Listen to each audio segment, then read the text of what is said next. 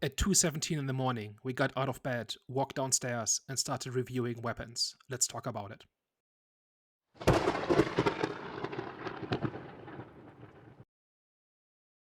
Hello, everyone. Welcome back. We are back, the Eye of the Storm podcast. So, today we are going to be discussing or debating weapons. But before we get into that, you already know what time it is movie recommendation time. So, I feel like I should go first. You call that, Daniel? Yeah, go for it. Alright, so something which I've seen recently, which I think a lot of people should watch, is called Chief of War. It's starring Jason Momoa. It's pretty much about the indigenous people in the Hawaii Islands way back in the day, and like this war within pretty much their islands. And I think what's gonna happen also, it seems like I'm on episode 3, it seems like the colonizers are gonna make their way through. So it seems like a storyline which obviously war within their war within their people, within their community, as well as um a soon to be coming threat from the colonizers, which they'll soon be colonized. Because at the end of episode 3, it's pretty much something where I was like, okay, yeah, definitely, I'm sure the colonizers are coming soon. Because we already seen, like, you will see the colonizers like episode 1 or maybe even 2, I believe, from what I can remember. But like, the threat isn't imminent. However, at the end of episode 3, you're like, okay, you see where it's going. So overall, I think it is a really, really good one. It's a really, really good one. You see a lot of butt cheeks though, which is, is a bit strange. But it's not strange. Obviously, that's how they were living back in the day. So yeah, but that's just a warning. That's a warning. But besides that, it's a really good one. I would definitely recommend that. Apple, you're doing your thing. So, but it's like the main story focuses on the internal politics of Hawaii, with kind of I'd say like it's both. the I'd say it's definitely that's definitely one. I'd say like there's like two storylines, as in that's definitely one, and the other one is just pretty much is just to save them from the threat of colonization. Okay, I see. Sounds interesting. So the best thing I saw this week was The Conference, which is a 1922 German movie, which dramatizes the Wannsee Conference, which was held in 1942 by high-ranking Nazis in order to plan the Holocaust. And it's a very pivotal event in the Second World War and in European history, but very little is known about it. There's essentially a couple of letters and kind of meeting notes. And they basically took the meeting notes and kind of turned that into a movie script and then shot it in the actual location where that conference was held, which was in this mansion by kind of this by the side of a lake near Potsdam in Germany. And it's a really riveting movie. It basically plays the attitudes of the time completely straight. It articulates what people believed and why they did the things they did and how they approached this mass killing of millions of people, but in a very kind of reserved and technical and dry way. So I would actually compare it with September 5 in some ways, because it kind of just depicts the time, and it kind of just presents different characters and their perspectives to the viewer, and kind of lets them kind of sort it out by themselves and kind of make sense of it by themselves. So there's no big speechifying, there's no dramatic music that tells you who you're supposed to hate. You're just getting a window into like Nazi ideology essentially, and how the German state worked in that time and how they went about planning like an atrocity like this.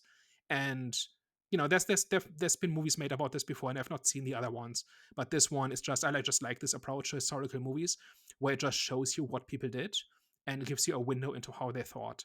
And I think that is almost more important than what actually happened, although you need both, right? But if a movie can kind of get you to understand where these people were at the time, good or bad, right? That is kind of the job of a historical movie, in addition to whatever else is going on in it. And this movie really does that, so that's my recommendation. Cool. Thank you very much. Well, excited it's time to get to the main event. Danny G, can you please give our audience a synopsis? So, Weapons is a horror thriller movie in which at 2:17 a.m., what is it, 16 children who live in this town kind of get up out of bed, walk out the door, and are never seen again. And so the entire town is trying to find their children, and people are pointing fingers, and the kind of the town's kind of anger is kind of directed at the teacher, and the complication is that all the children, with the exception of one who were in her class, are the ones who disappeared. And so the story follows various people in this town who kind of try to deal with and investigate this mystery of where the children have gone. And it kind of slowly unravels this puzzle of what happened and why, and the plot kind of unfolds from there. So what did we think of Weapons? I'm gonna start off by saying I believe, surprisingly, that this film is in contention. I don't even think it's in contention. I do believe it will be top 5 films of 2025 for me. I had a surprisingly really a good experience with this one. I just love the way that the story was told. It reminded me a bit of Pulp Fiction, not even a bit, kind of a lot. Just it wasn't linear, of course. It was like different storylines. And it was it wasn't in order. So I was like, okay, that just felt refreshing. Like it even felt like I was watching a horror in a way. It felt like I was watching a thriller with a pinch of horror. So I think if you're not really big on horror, you can definitely still take away something from this film. Like even like mystery, it's like I was just engaged in the mystery of it, and just like that, like I said, the way that it was told, I think that was the most effective way of engaging the audience and not getting us bored, because it's like, okay, I didn't expect it, number one, and number two, like it had a bit of everything. So yeah, like I said, it had a bit of everything. So I definitely enjoyed this one. I was surprised because I wasn't expecting it to be this good. If you want me to be honest, I was surprised. I was definitely surprised. But yeah. So I think this is a really good movie. It's primarily a puzzle, right? And I would describe it as a 1,000-piece puzzle of a stick figure. So my overall impression of it is that this movie, like, I think it's really well shot, really well acted. Like, it's not exactly non-linear, but it kind of tells the story in kind of episodes that kind of overlap from the point of view of different characters. And kind of with each one, you get more pieces of the puzzle until it finally makes sense. But then the final story is not that involved.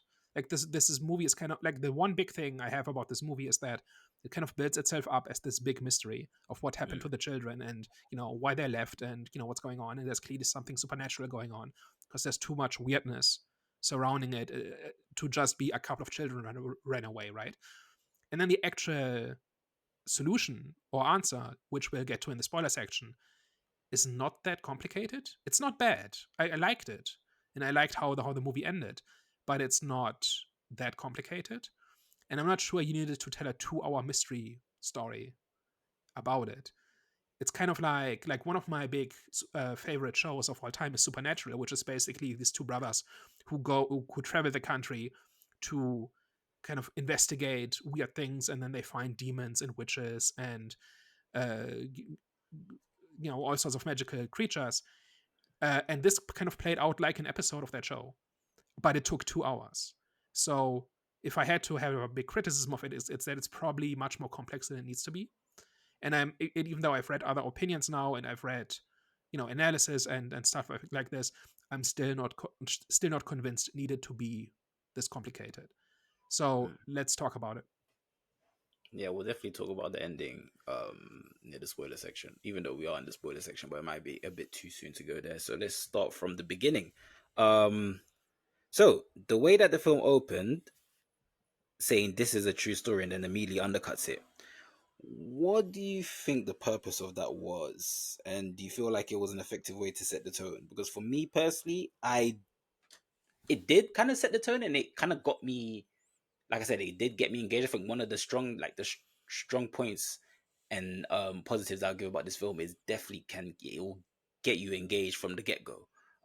So when when the story did start off like that, I was like, oh, okay, this is interesting. But then throughout the story, it's not I had an issue with it. I was just wondering. I was like, oh, okay, like was I was a bit confused. Is this actually so? This is not. Is it? This is not based on a true story, is it, Daniel? No, this is just presented like the opening narration is basically one of the children from the town who says, "This is a story that happened in my town," but it's not really based on a true story. Is that allowed in storytelling? Is that like a rule? Or is I that... mean, it's like when a movie says based on a true story, it's not based on a true story, because it's almost always grossly exaggerated or just outright made up. So Mm. like I didn't feel so I have a big chip on my shoulder about movies lying to me, right? Like if a movie kind of lures me in with something like when it says it's a true story but then it isn't, or it's about one thing but then it's really about another, I'm very quick to kind of get upset at the movie and kind of pout and say, no, movie, you lied to me. I won't forgive you, right? It's like I'm very much more quick to do that than most people, and I didn't feel misled here. Like this was clearly like a story people told, and then we see the story unfold. The only problem I have with the opening and the final narration is that they in the opening narration they say that the children ran away and were never seen again, which obviously makes for a good mystery, right? Like it gets your attention, or like there must be something really profound going on. And then in the end, not only do we see the children being found, in the closing narration says something like, well, some of them like started talking again after a few years, but many of them never really recovered, and they kind of lived out in some kind of vegetated state or traumatized state, Mm. their lives with their parents. And that's an outright contradiction. That does not Mm. that should not make it past the first draft. And I've actually seen some rationalization about it where they say, well, they never really came home because they never talked again. They didn't have like fulfilled lives, but that's cheating. Like, Yeah, I was like, gonna, like that's outright a mistake. yeah, I was going to I was gonna say like a rebuttal to what you were gonna say. I say maybe that's what they meant. However, I do see where you're coming from, and I do kind of agree because that is confusing and it is like, okay, this just seems like, I wouldn't say it was a mistake, but I think they were just not too lazy to kind of fix it. But I think it would have been too much work for them to fix it because they already set the tone, like I said, to keep us all engaged with, oh, the kids were never found again. So then that kind of puts us on a path where that, okay, you know, now we're interested. Let's see how it pans out. And then I feel like you kind of forget, because for me, I kind of forgot that they said it with, obviously with everything that was happening. And I think that's kind of like not their cheat code, but thankfully for them that, the main half, like the main chunk, like Act 2, the main chunk of it was so interesting. And like I said, like it was just fun to watch and entertaining and thrilling. I think for a lot of people, they kind of, I would say they were more forgiving for that. I don't know what's called a mistake or just just too lazy to kind of like fix that part up. But yeah, I think they gave the film more grace for that little mishap because of how good the film was. Yeah, it's a small detail, right? And after we watched the movie, kind of, I watched it with some family, and they turned over to me afterwards and said, "Wait, didn't they say the children were never seen again?" And then I was not sure, and then I think I saw it before you did, right, and before Hervé did, and I sent you guys a message saying, "Can you pay attention to this just to make sure?" Because I wasn't sure, because they give you so much detail in the beginning that it wasn't clear whether that is what's actually going on. And now I'm a little bit confused, because if it's a mistake, then it's a strange one to make, because Mm, clearly, clearly you wrote that in the beginning because it sounds cool, right? It sounds ominous. But then once you write the ending, should you go back in a revision and say, well, okay, so let's change the saying, I don't know, like, and they weren't found for weeks, or whatever, right? Or even don't say anything at all about being found again, right? Just say these children disappeared and then the entire town looked for them for a month. mm, That's all you really need. So like, it doesn't break the story. It's not awful, but it's more like, why, like, why do this, right? It's just a strange thing, and then people kind of twist themselves into knots trying to justify it because they want the movie to work. And I think that part is just outright not uh not correct. All right, so one thing, I guess we should talk a little bit about the mystery, right? So we've got like a couple of different perspectives, right? So we've got Julia, who is sorry, we have Justine, who's the teacher who is accused of having something to do with it, right? And she kind of descends into this cycle of self-pity and alcoholism, right? We've got yeah. Archer, who's the father of one of the children who's gone away, who is who kind of goes out and investigate because he doesn't trust the police. We've got Paul, who is like a police officer who has like a past with Justine. We've got James, who is a homeless drug addict, and then we've got Alex, who is the only child who has not disappeared in his class, right? And Mm. those are all POV characters, and we kind of get overlapping stories. So, what did you think about that structure? like I said, I thought it was definitely unusual. And like I said, it reminded me of Pulp Fiction. It was just like it was a fractured narrative, and the way that it just came back all into pieces was great. I think like I don't think this is common when it comes to the horror genre. That's why I said it kind of felt fresh because I don't think I've seen. Okay, well, Barbarian a bit. Well, this film was actually made by obviously the makers of Barbarian. They are the makers of Barbarian, so like you can definitely see. For me, personally, I think this is definitely an evolution from Barbarian. Even though Barbarian for me is maybe top 10 horror films of all time for me. This is definitely a step forward for Barbarian from Barbarian. I, But yeah, I think this is definitely Barbarian 2.0. There's very similar ideas, and we can go into the themes of it in a minute. But yeah, it's this is I think this is very much as like it's not the same story, but it's like a similar. It goes to a similar well, but I think it does it better. And you know, mm, I don't hate Barbarian, right? I think I don't like it nearly as much as you do, mm, but you can see kind of similar ideas and storytelling styles. Kind of like Barbarian was the first attempt, and this is the second attempt, and I think the director of this has grown in between. I think he's a much better filmmaker with the second movie, which is good mm. news.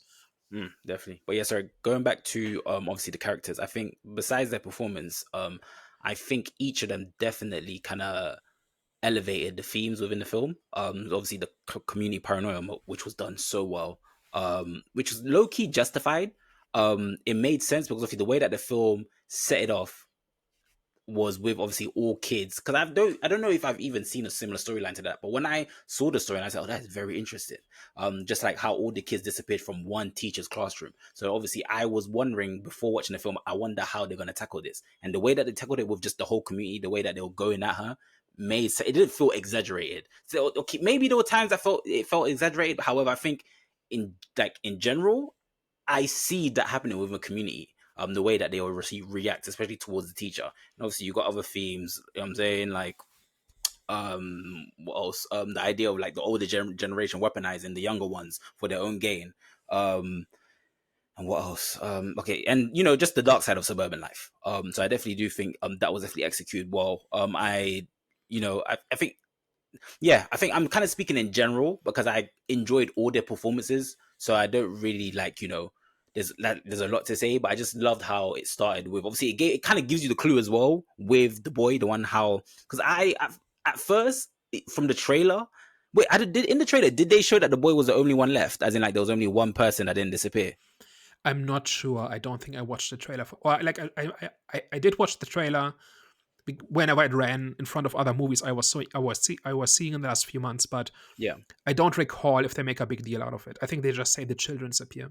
Okay, yeah. Well, I think it was good how they kind of left that little boy as the only one that was in the classroom because it adds to the mission that oh, I wonder what he's got to do with it because why is like it made me think to myself as well. Is like was like is he immune to whatever paranormal activities going on here or was he involved and then you know see the way that his story kind of up and like ended up being told it was like oh, okay so like he's low-key getting bullied by the classroom which gets me more emotionally invested. I'm like okay the kids kind of got it. I'm saying they kind of deserved it but now I was wondering how could he kind of like how could he by himself disappear home classroom and then obviously the parents were introduced. I was like oh okay so maybe the parents are but then obviously you found out that the parents were even involved, they're victims as well and I was like okay this is just getting more interesting, it's getting more messier. I love it. When I say messier I mean in terms of like just it's getting crazy. Yeah it's just yeah in terms of oh yeah so like I said I feel like I could go on and on about each character but I think overall it's just the way that like I said, it was fractured into many pieces, and the way that all their stories just came together, and it was very unexpected as well. There was people that kind of like killed off that I wasn't expecting. People's involvement in the film, I wasn't really expecting. Like I wasn't expecting the dad, and I wasn't expecting the teacher to kind of link up in the way that they did. And I was expecting the police officer story to entwine with obviously. Well, I was kind of expecting it, but I didn't expect it to the way that it panned out for the what's it the addict and obviously the police officer the way that their story entwined and then it just panned out. It was just I think it was brilliant, man. I honestly think it was brilliant. What about you? I've got some thoughts. Oh wow. So, um, so like this, but it's not all bad. Like I think it's a pretty even mix. So first of all, when the movie started, first of all, like it's pretty easy to write a compelling mystery, right? Like at least the beginnings of one. The resolution is actually much harder, and I'm pleased to report that I like the ending. Like when it's actually revealed what's going on, and the entire final confrontation where they go after the aunt and all of that. I think that's really great. But as I was watching it, I kind of went on a little bit of a roller coaster where I absolutely hated Justine, like every minute of it. Like she's just insufferable. And as we were in the first, like I didn't know the structure of it as I walked in, and as we started, like spend like 20 minutes or whatever it is with Justine, I was kind of dreading, oh no, do we have to, endure this awful person for 2 hours? And then I was kind of surprised, like pleasantly surprised when we go to the second one, to Archer, and I actually liked him a lot, mostly because I like smart characters who do stuff. Hmm. And like on that level, he was the most sympathetic. Like he was not a perfect father or anything, right? But he was like the most interesting or the most enjoyable to be with Hmm. kind of character. And after that, things started to unravel again, because I'm not sure all of the POVs are needed. I think to actually tell the story, you kind of need Justine, right? Because it's like she's the teacher, and she's accused, and she is kind of impacted by it the most directly of all the main characters, right? And then we've got Archer, who does a lot of the investigating, and then we have Alex, the kid who is actually involved. Everybody else, I'm not convinced needs to be there, right? Specifically, that basically leaves Paul, the police officer, and James, the drug addict. I think you could cut them entirely, and the movie would still work. The basic plot of it definitely would work. You would have to shuffle some things around, like James makes some discoveries, right, as he breaks into the house and whatever, and that would have to be given to some other character, right? But I'm not entirely sure, either on a plot level or on a thematic level, they need to be there. And I have a feeling you see it differently. Okay, I do. When you added the end about on the plot level and thematic level, I do see it and understand it. However, because I said the way that this story was told felt very unique in terms of the whole horror genre, I think they were necessary in terms of bringing the humor, because this was like a horror slash thriller slash comedy in a way. Like you could definitely feel the comedic tone to the film. So I think without them, it would have just been more so another barbarian, but just more mystery to it.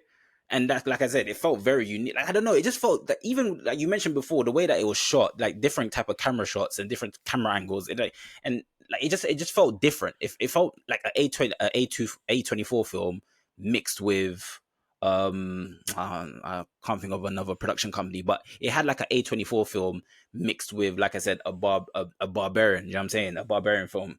I think Barbarian was released by A24. I'm not too sure, but anyways, but yes, I think their characters was a necessity for me personally, because they definitely did bring the humor in such a thrilling experience.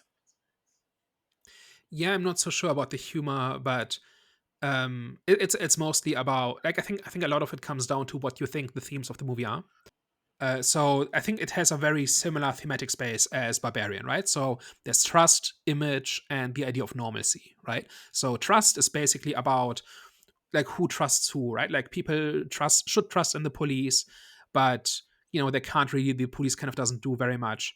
Um, Children trust into their teacher, and then the parents trust into their teacher, and then they believe they've been betrayed by the teacher because she's done something to their children, right? And then we've got Alex, who is supposed to be protected by his parents, but they immediately fall under the kind of under the thrall of the aunt, and the aunt is a relative too, so she should also protect Alex, but she doesn't, right? So there's this whole idea of trust, right? And Mm. then you've got image, which is all about what people assume about you, right? So we are like James, for instance, is clearly meant to be and like depending on where how you look at it, like a sympathetic because he's an underdog, or unsympathetic because he's a drug addict, right? And he breaks into Alex's house and all of that.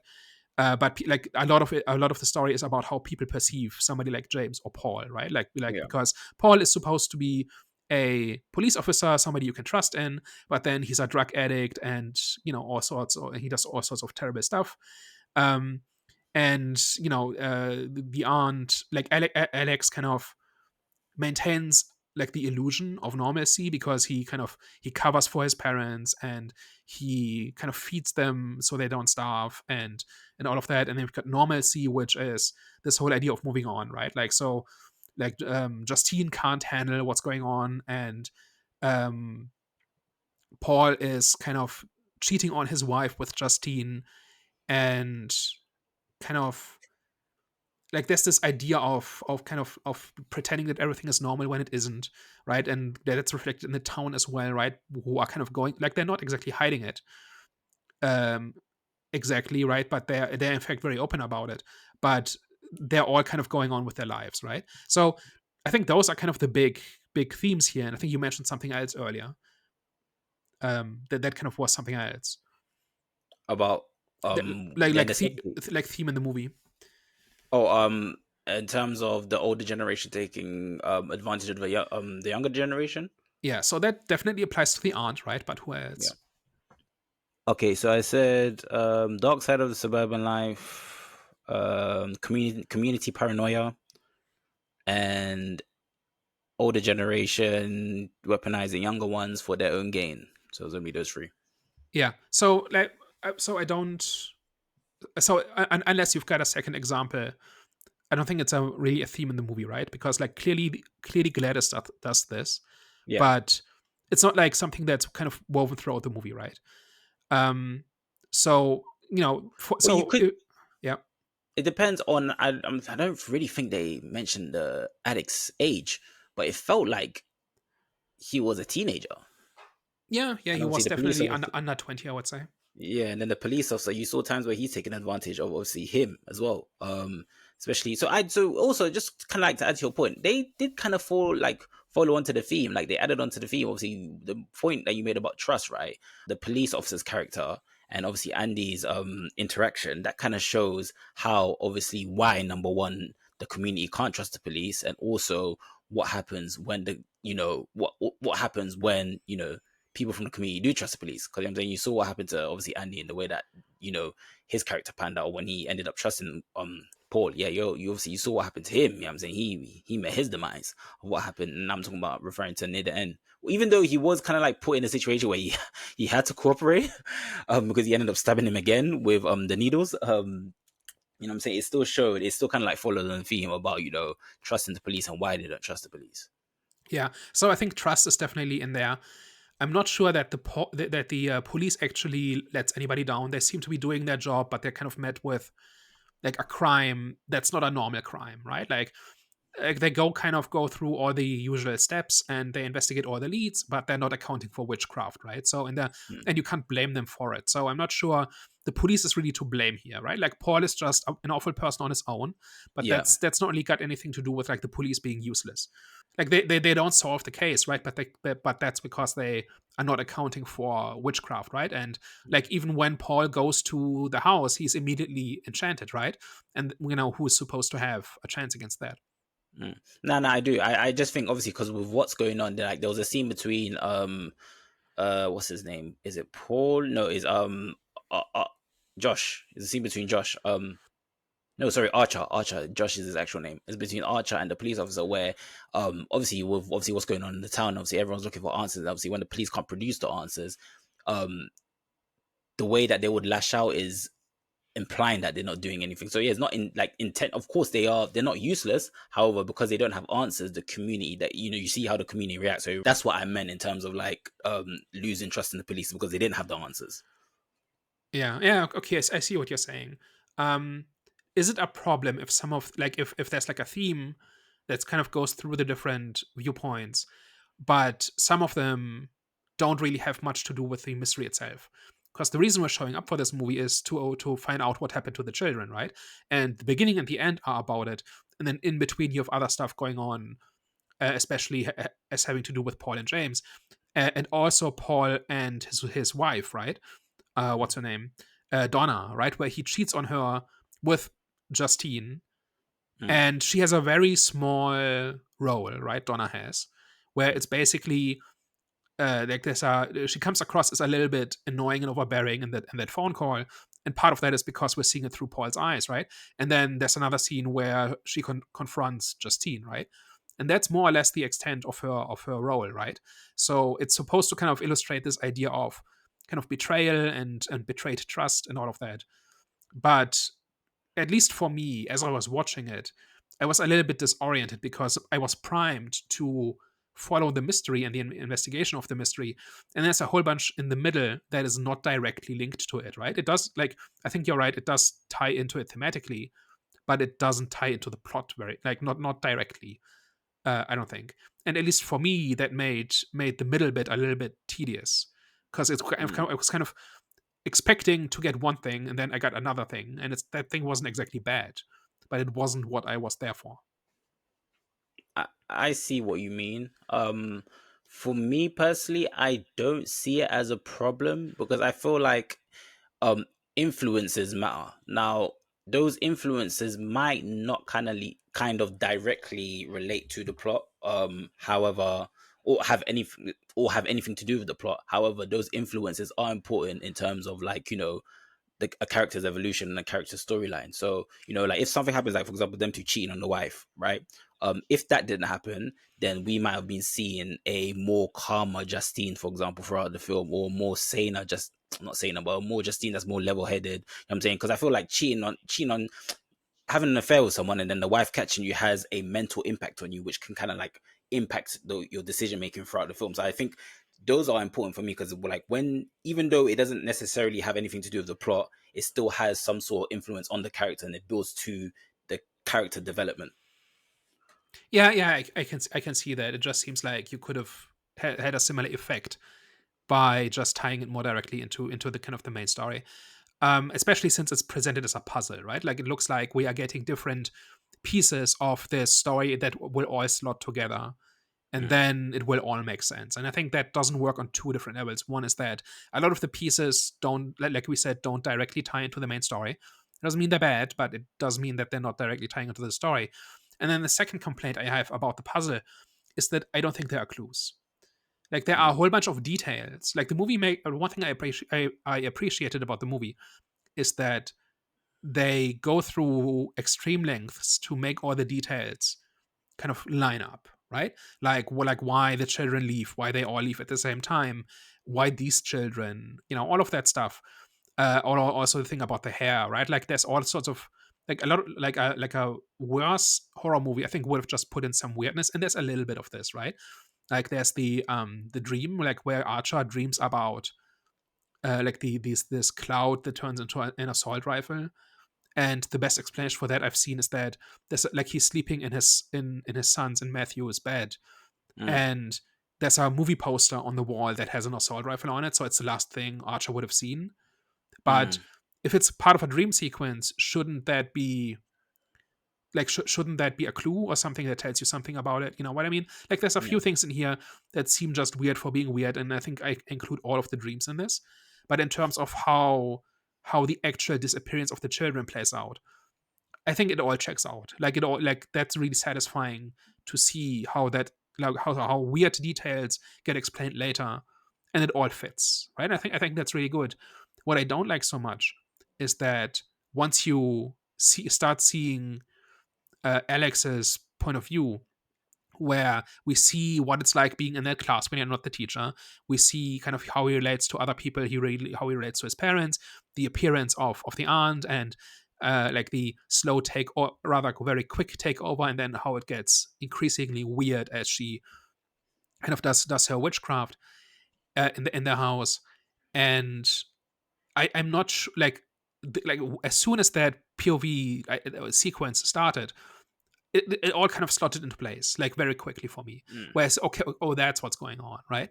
And but we had just spent 90 minutes with questions, and I don't feel like there are clues where you can figure it out before Alex's sequence starts, and then you get all the information all at once, and that feels a little bit like cheating to me. You know what? I will agree with you with that one. I actually do agree with you because it did start to make sense once we started to see Alex's story. Even though I'm not mad at obviously all the stuff that I saw before, I do understand why for you and many other people, that would be an issue. So I do agree with you. I don't even have a rebuttal for that. I do agree with that because I didn't like, even with the assault rifle dream, I didn't understand that at all. I do understand people say, look, you're usually dream about the last thing that you see. 100%, I do agree with that. However, I didn't understand, obviously with the context of what's going on, I didn't understand how that would have been a clue because. Wait, do you know how that's a clue? But even though that's just an example, that specific example, do you know what that meant? I don't think it did. I think Okay, yeah, it's just weird. yeah, And like yeah. if like all the explanations I've seen are really reaching. But yeah, so but like this, but you would think it means something, right? You would think it's a clue. Maybe he's communing with whatever entity has stolen the children or whatever, or even just as like passively or whatever. But no, it's just weird. Yeah, And but I did think Justine's dream made sense. I thought for me that was a clue that was okay. Like Alex, maybe she thought was well, there's something going on with like obviously Alex has something to do with the disappearance of the children. That for me, Justine's dream made sense. However, I think there was only I don't know how many dreams there were. I think there was only two or maybe three. But obviously the other guy's dream, I think Archer, his dream didn't make sense. But yeah, I do understand. I do agree with where you're coming from with that point. Yeah. Question. I don't know if you wait. Did you have a question? no, I've made my point. I was gonna say, the ending. Not the ending, but obviously the resolution in terms of why, how, and why the kids disappeared.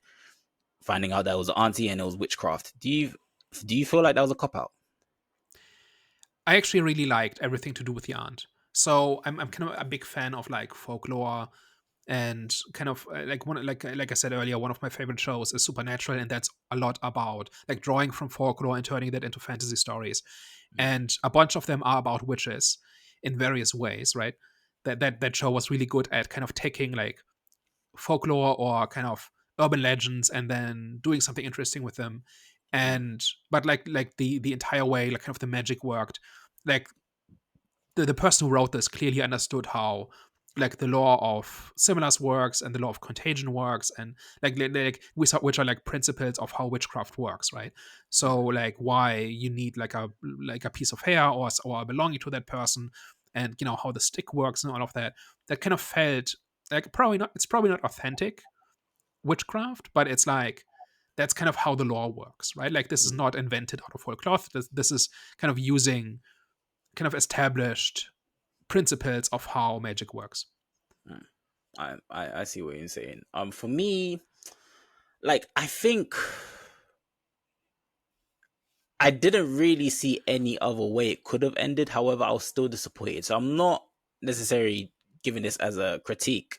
It's more of I wish they did it. Like they found a way to achieve a resolution where it didn't require witchcraft, but it does kind of like make you think it's witchcraft, but it doesn't end up with witchcraft. It actually ends up with you know, a an ending where it's not paranormal, pretty much, because obviously, I wouldn't say it was a cop out, but because like just it just felt like such a grounded and tense setup where it felt like there's actually a mastermind behind what the hell is going on.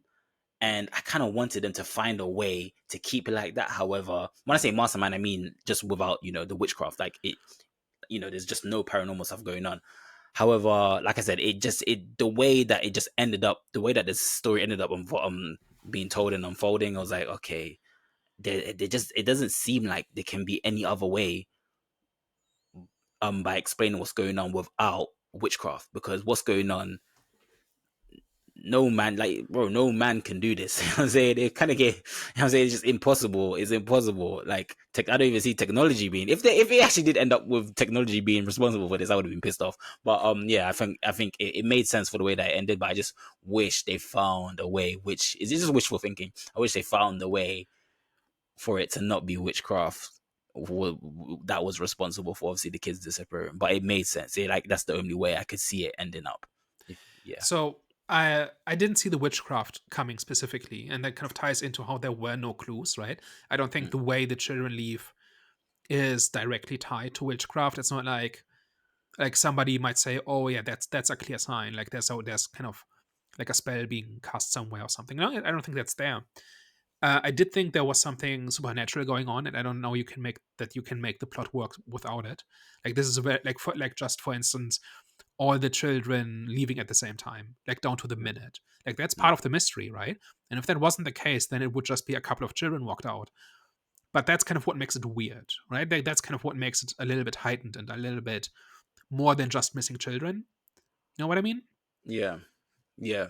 No, I do. I agree. And obviously, and by the way, I wasn't implying from the get go I thought it was witchcraft, or from the get go, the children disappearing had to mean that it was, had to mean that it was witchcraft that was responsible for them. No, I meant obviously through like once the story started to be told and unfold. Obviously, that's when for me I was like, okay, yeah, it has to be witchcraft because it's impossible. I just don't see it being any other way that to make the kids disappearing justifiable. But yeah, in terms of what you said, yeah, no, I agree.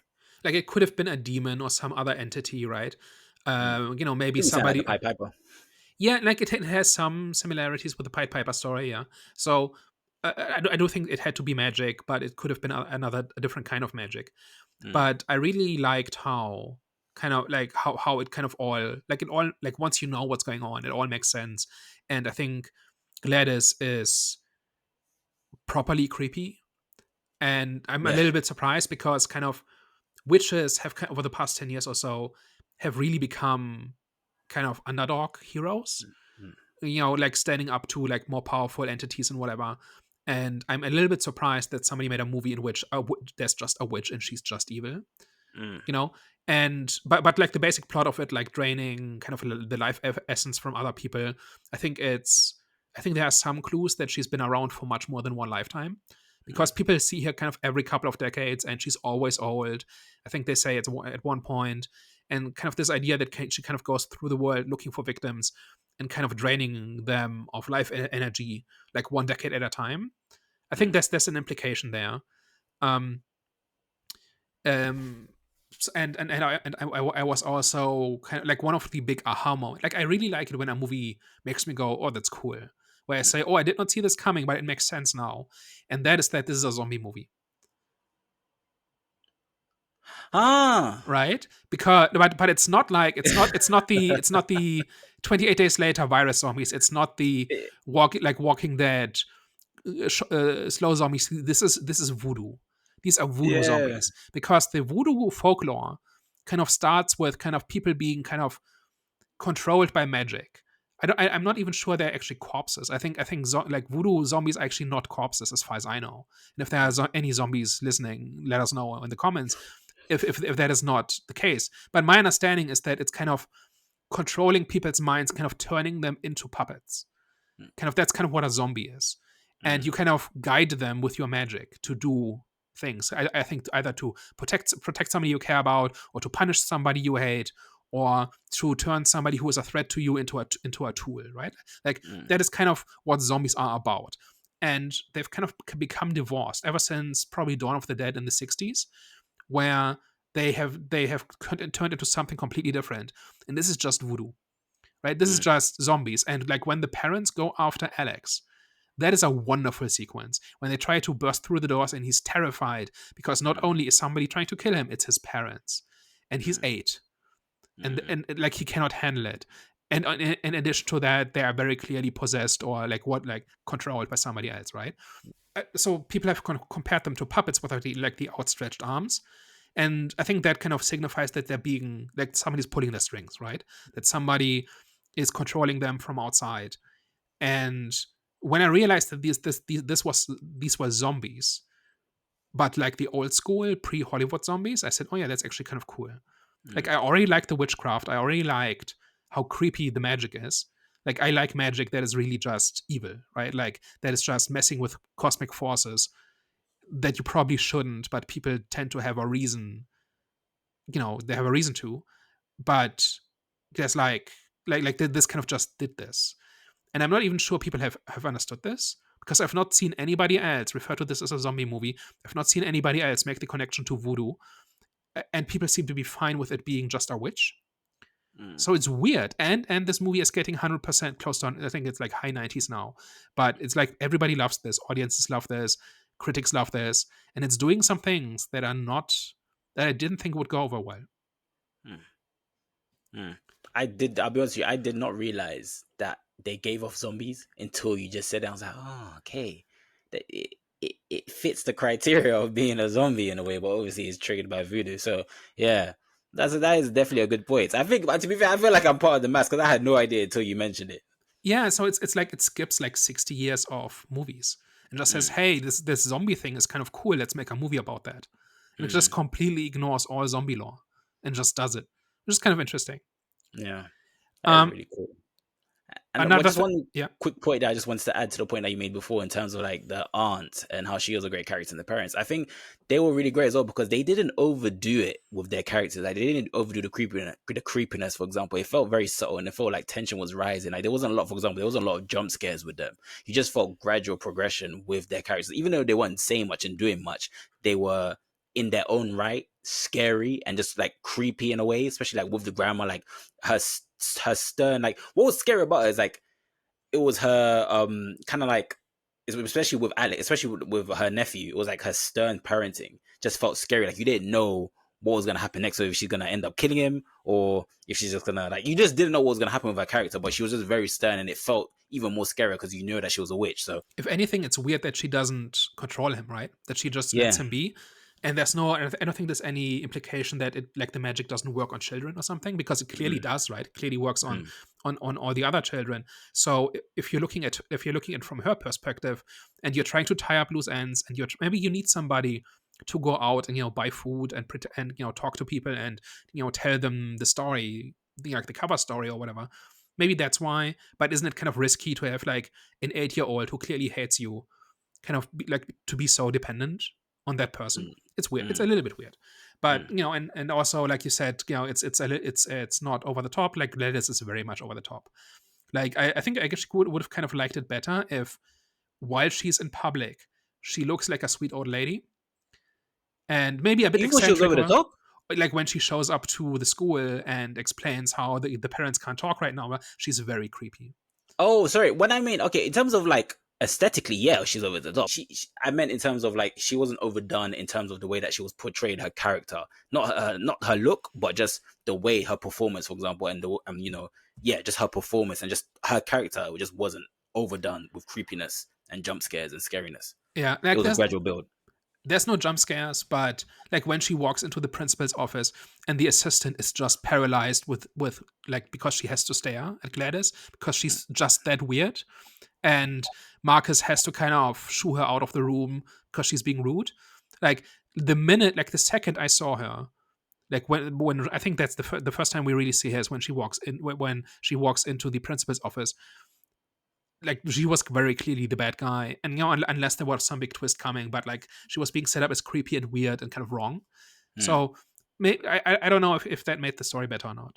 mm. You Uh, don't? Oh, I kind of think it does.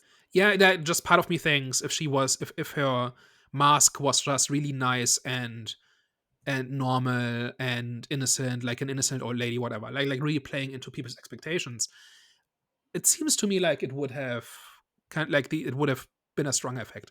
But we'll never know. Maybe it was the right call. Mm, Another thing I want to bring up is there's a lot of, I don't want to call it dumb, but it's like the kind of symbolism I don't like. So I've got a list here. So one of them is that, so we've talked about the dreams, right? Like I'm not sure the dreams contribute very much to the story, either for the puzzle or for characters. But there's other things in here too, right? Like there's the syringe, right, where um, Paul gets stabbed by James's syringes twice, and like he's terrified of having picked up some kind of this disease, and a big enough deal is made to kind of make it seem like it's important. And at first, like as I was watching it, I was thinking, okay, so a lot of magic is kind of like related to blood, right? And here you have somebody, you have diseased blood that is spreading disease, right? mm, Is that like the magic? I'm not sure. Then we've got parasites being discussed in class, right? It happens twice. Like mm, um, Justine's class talks about parasites once, and then another. I think the when Alex is transferred to the other class, he also watches a class on some kind of parasite, right?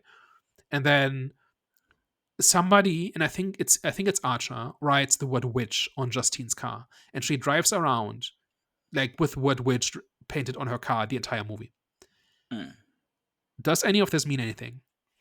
So the syringe one, I thought there was going to be more of an effect, or just like a cause and effect, not cause and effect, but I thought there was going to be, I thought something more was going to happen with obviously that insertion, especially when he slept with, what's her name, Justine. I thought maybe something would have spread it to her, but it was just kind of like, just kind of like added to the whole, well, it didn't really add to the whole ominous feeling of things, because they had like, it didn't result into anything, but I think they were just trying to add to the whole worry, because the film, that's one of the things that the film was good at, was just adding worry to potential worries and potential threats. So I think it was just a potential threat which ended up being a dud. Yeah, it also ties into trust, right? Like Paul Yeah. asks James, "Is there anything in your pocket that might injure me?" He says no. He reaches into the pocket and he immediately pokes himself with the needles, right? So that's a version of trust. And then when Justine and Paul have their one night stand, I think that's after he was stabbed, right? So if Yeah. he is infected with something, he's now passed it on to her. Mm. And it just felt a little bit like, so this touches on the theme of trust, which is very broad, but does it mean very much? And then Mm. witch being written on Justine's car, like she's the person who's being falsely accused, and the real perpetrator is actually a witch, but she's being called a witch. Mm. And I'm sure, like, did you also think it was Archer who wrote it on her car, Yeah. right? Because of the red paint, right? Like that's clear, Yeah. right? Yeah. So it was Archer, right? I think so. Like it's said that he has a bucket of red paint on his car. He goes to Justine's house the next morning. There's the word witch written it, on her car in red paint. So Yeah. it's kind of clear to me. So there's just a whole bunch of symbolism here, which kind of is floating around the main story. And I Mm. feel like it would have been stronger if it had any ramifications in the story at all, right? Mm. Like if you know like there's not enough time for like to Justine to find out that she's now got HIV, right, or something like that, and that for some reason has some impact on the plot. But like this being written on her car is kind of like it kind of ties into this whole rejection by the community thing. But from that point on, it's kind of just there. Yeah. You know what I mean? So Yeah. Yeah. like there's a whole bunch of stuff here where it seems like you could cut it. And when I read like opinions about this, it feels a bit like it's all very like another symbolism here is maybe you can talk you can tell me this, but the children leave the houses at 2:17, and there's a Bible passage that refers to which is kind of the slaughter of the innocents. Does it ring a bell? What? Where? When was that? Where was So that? like 2:17 refers to a Bible passage, and that Yeah. passage is like refers to an event called the slaughter of the innocents, which of course relates to the children being abducted, right, and being Okay. drained of their life, right? So it is a Bible reference. Mm. So what? Right? Doesn't mean anything, right? Like that's like I just look at this from like a character standpoint, and it's Yeah. coincidence that it happens at 2:17, right? Because they just Mm. start the ritual at like 10 past 2, and it takes a couple of minutes, and then the children kind of like it takes effect at 2:17, right? Then the time itself is not special, but it's just notable that they all left at the exact same time down to the minute. Mm. That is why 2:17 is important. But it being a Bible reference, like it doesn't tie into Gladys's motive. It has no, like, nobody points this out, like this is not a very pious town, and so Mm. they kind of go on this wild goose chase or down some rabbit hole because it's a Bible reference or they see a Bible reference or something. You know what I mean? Like it Mm. just like I just really dislike this symbolism where it's just an author winking at the audience, but it Mm. doesn't touch on plot or character. And Mm. there's a couple of things like this in the movie, right? Like, and the 2:17 thing is one of those. I can't even tell you which Bible verse exactly because just saw a reference to it in some comments. But it's like very like this is something that would be on a writer's mind, and Mm. everybody involved would feel very smart for noticing it. And it's like what's this got to do with the story? But then you think it kind of adds to the whole, spirituality of things of it, especially when it comes to giving clues. Because obviously, if we're seeing 2:17, that's like, okay, well then it looks like we need to go beyond the human understanding and realize that this situation is supernatural, Yeah, I would buy paranormal. that if it tied into like what anything and like anything any character did. Mm. If it's just purely there because somebody like recognizes it and can write like a I don't know, like a Collider article or whatever those websites are about the hidden symbolism in weapons, it's like I roll my eyes at that stuff, like weave it into the story and make it meta to the characters. Mm, um and maybe, some people in the town are really religious and others aren't, and so it's significant to some of them and not to others. There's ways in which you could make this important, but simply it being symbolic, I don't think adds anything to the story. I just want to rant about that because, like, I just find that annoying, especially mm, when, like, that title brings me to another question, like, where when you so on Rotten Tomatoes this is very close to 100%. It started off at 100%. Last time I checked was like 96%, and audience score is also that high, right? So this should be the best movie ever made, right? According to that metric. And but when you look at kind of like good and like positive and negative reviews, it's very polarized. Like, people either really love this or they really hate this.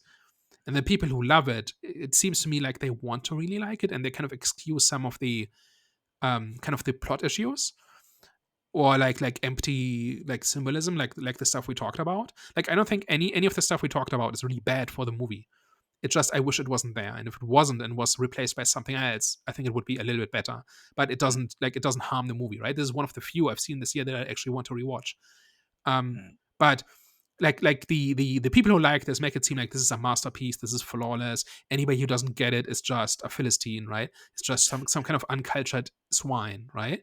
And then the people who don't like it say, "Oh, this is just complete trash, incoherent, pretentious nonsense." Like, they think this movie is like what I think The Monkey is, like completely empty, self-congratulatory, nothing. That is just self-important and doesn't say anything. mm, Like a large chunk, like 30% or something of Google reviews say that's what this movie is, and that's not that either. It's like a really well crafted story, like with a lot of moving pieces, a lot of detail, and it all kind of slots together. And I wish there was a little bit less empty, like floating theme, and a little bit more focus on the mystery itself. And but that's taste, right? I'm not gonna say, like, none of this kind of brings me to a point where I say this is just a trash movie, because it mm, just isn't. mm. I feel like it's had a similar reaction to Barbarian as well. I don't know what it is, but it feels like obviously the makers of this film just create such a divided opinion, and I don't know if I think it might have to do something with the style of the film, um, in terms of not the way that it's shot, but just the whole like mystery mixed with like it's just unconventional horror is what I'm trying to say. Like unconventional horror is like Marmite, either you like it or you don't, and I think that's the type of thing, like type of films that they're going to create. Because yeah, I think this, I don't know if I think this might be their second project, I think so, but yeah, yeah. I'm not too yeah. So it feels like that's like with the I hope they're going to create more projects like this. But I think with this type of like I said, this type of genre that they've created for themselves, it feels like that's the we're gonna have similar opinions because obviously their horror is just so unconventional. So either people like or you don't. Yeah. Yeah, I don't know. It certainly doesn't quite, it's not quite standard, right? Like, it's not Mm, quite exactly what you would get out of a Blumhouse movie, or the latest Insidious or something. It's a little bit different, right? And mm. I don't like, I'm really hesitant to just say, okay, people who don't like it just don't get it. But But a I lot think they of, don't like. I think they don't like it is because like it's similar to Night Swim, right? Where it wasn't really like a horror film, and like pretty much what you're looking for in a horror film is not you is what you're not going to get from that film, like Night Swim or Barbarian or this film, for example, because a lot of people are just expecting jump scares, etc., etc. They're not expecting like a whole mystery film within a horror or a whole thriller film. Well, not thriller, but that's a terrible example. But like a whole romance storyline within a horror. Do you know what I'm saying? So it's like I think they didn't get what they expected or what they were expecting to get or what they were coming for, and I think that's where the disconnect comes from. Whereas other people, they're a bit more, I wouldn't say open because that would kind of imply like the people that don't like it aren't open, but they, they're just kind of open to change in a way. And that change works for a lot of people, but it doesn't work for some. But I think that's kind of for me, I think that's where the divide comes as well. yeah, I'm not sure. Like, just looking at some of the criticisms, some of them I could agree with, and some of them were just you weren't paying attention. So, for example, like a recurring complaint I've seen is that it doesn't make sense what Gladys wants with the children, when I thought it was very clear that she's draining people of like their life essence. She wanted to do it to the parents, and it wasn't enough, so she needs more victims. And then Alex says, "Hey, I know a bunch of children who presumably have a lot of life essence being very young," but then and he has a reason to want to sacrifice them so that maybe somebody he cares about doesn't get sacrificed. It like I thought especially like the dynamic between Gladys and Alex I think was very clear and very good. And I kind of knew, like, once we were in the final segment, I had a very clear idea of why people were doing stuff. And Gladys's motivations I thought were very clear as well. So there are some criticisms here where that I keep seeing where I say, no, look, listen, this is a movie where you do have to pay attention, and that doesn't mean you have to be smart to understand the movie, or if you like this movie that means you're smart. But it's like there's a lot of detail here, and the details for the most part matter. Mm. And I would just, if the plot didn't make sense to you, I would recommend watching it again, because then, and paying it, and if you pay attention to the details, it will probably make sense, because I think the pieces do in fact fit together. Mm. Yeah. Mm. Well, also, so I just wanted to kind of quickly go back to the point that you made in terms of, like, you know symbolism and stuff like that. How is a bit you kind of find it annoying and stuff. But doesn't that kind of like isn't that like a foreboding like I don't even know if I'm saying it right, but foreboding tactic? Like my thing is just, I want it to matter for the characters, right? I want the symbolism to say something about the characters, or tie into character motivations or their thought process or something like Okay. that, right? Okay, I get that. Like, Yeah. I'm not against symbolism. It's just, if you're just making a list of things that reference trust, for example, and you come up with like 15 things, and you say, look, this movie's about trust.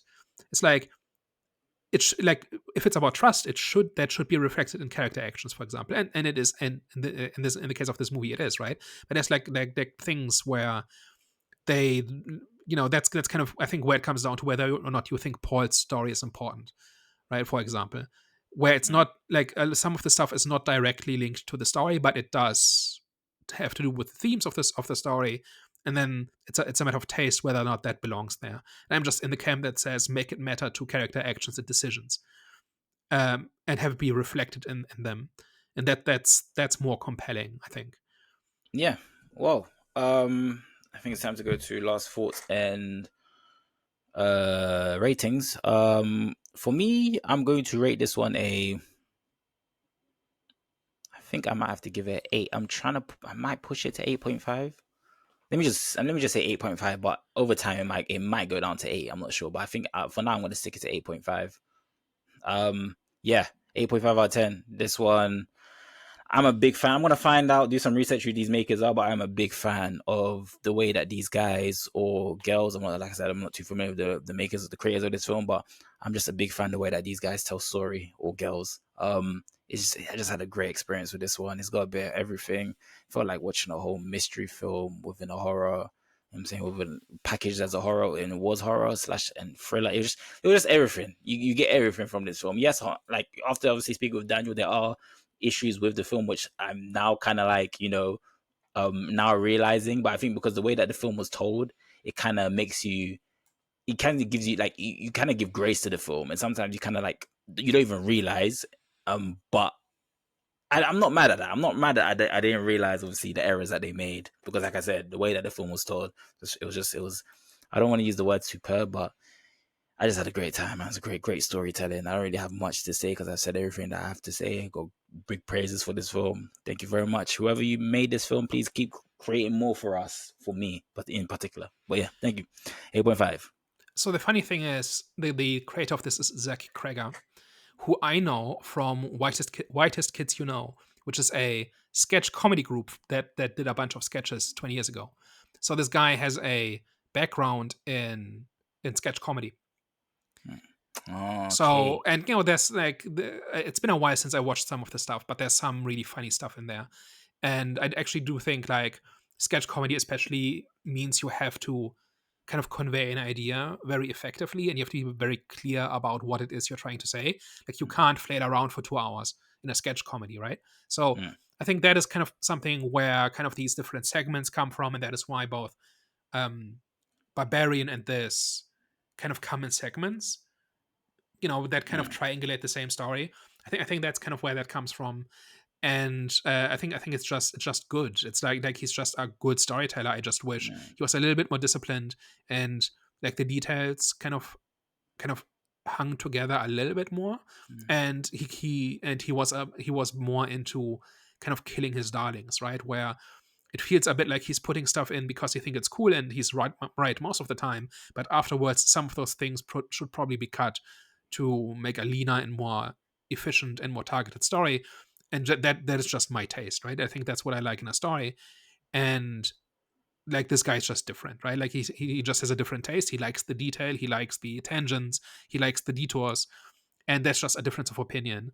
But the movie itself is really well made. Like, one thing we didn't go into is how this thing is shot. There's several scenes where there's like somebody coming up to a character in the background.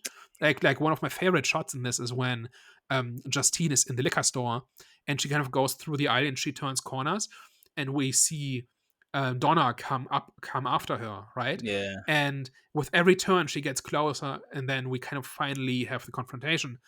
And I just like that way of shooting something, where something is coming to where we see something is coming towards a character and they don't see it, and that is kind of a source of suspense, because Mm. at that point we don't know who Donna is and why she's going after her. She might be another zombie, for all we know at that point. But like, the point is, like, we know something is going to happen and we don't know, right? And Mm. that trick is being repeated a few times in the movie, and it's just nice, right? It's just, we're so used to kind of work for hire directors, right, who just shoot the script, if there's a script at all. And they kind of just do what's necessary, but they don't do interesting things with the image. And you can get very artsy with this, and I like things grounded. But here it's used in a very grounded way, right, where it's just about perspective and what a character knows and sees and what we know, right? So, Mm. like, like, on a filmmaking level, I think it's just really good. Mm. I just wish the script was a little bit more disciplined. I really I think the mystery is not nearly as involved as the movie pretends it is. And like, this could have been like a 42-minute like episode of a show, like of a TV show, right? Like, in terms of the plot itself, right? It Mm. did not have to be 2 hours. And then, given that it is, I have to ask why, and it was a good idea, and and all, and so on, right? But just as a movie, this is definitely going to be in my top 10 for the year. Like, a lot has to happen for that not to be the case. Might not make it the top 3, but it's definitely up there. So that's like a 5.6.5 out of me. It's just, I'm glad I watched it. It's like a well-made movie, and most of my problems with it are down to taste. Mm. Wow. Well, guys, thank you very much for tuning into today's discussion. Sorry it didn't turn into a debate, but yeah. Daniel, please, you already know I'm not good at this part, but you please, do Hervé's little outro. So if you've made it this far, please tell a friend, and if you hate what we do, please tell an enemy. All right, guys, you heard it here first. We are the Eye of the Storm podcast. Thank you very much, and we will see you next week. Au revoir. Bye bye.